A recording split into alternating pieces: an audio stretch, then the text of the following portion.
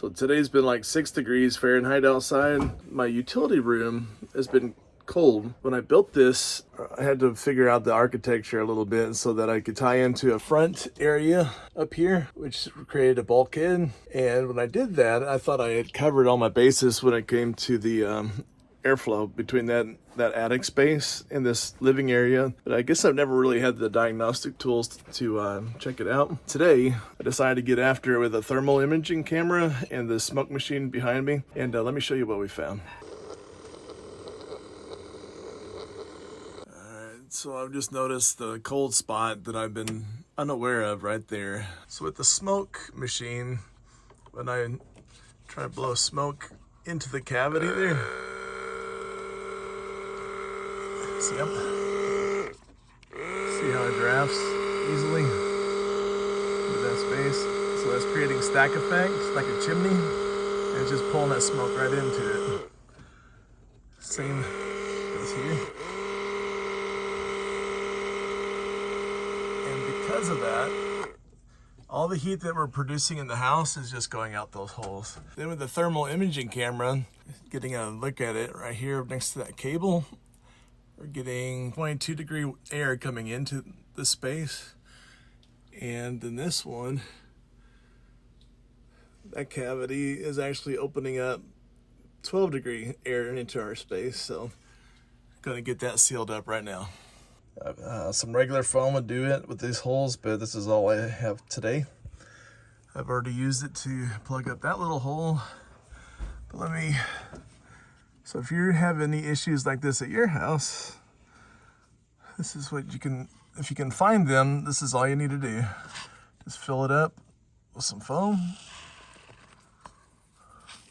$5 will probably save hundreds over a long haul.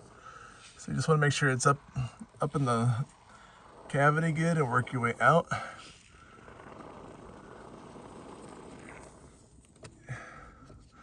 Get that straw up in there and then fill it up as you're coming out of the hole.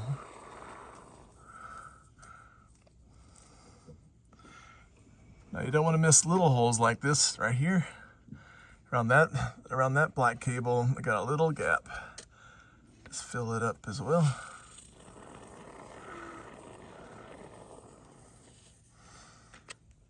Now, since I've found those, I just need to look along the wall for any others. As you can see here, we're already stopping the airflow, and the coldest space is at 37, so it's just that wood between the attic and here. We're already stopping the airflow. Now, you don't have to buy tools like these. These just help you get the job done a little faster with a little bit more accuracy.